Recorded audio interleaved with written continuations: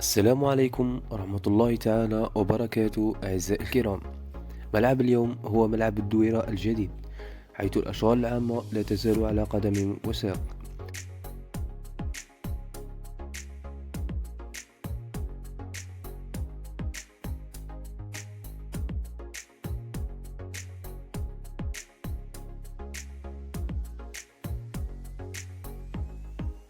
حيث نرى الأشغال الواجهة الخارجية ما تزال قيد الإنجاز.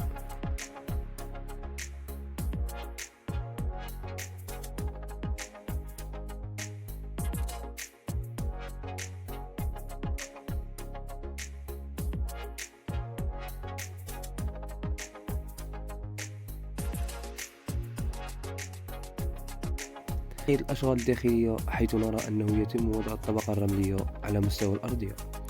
أما بالنسبة للكراسي فنسبة الأشغال قاربت 25%.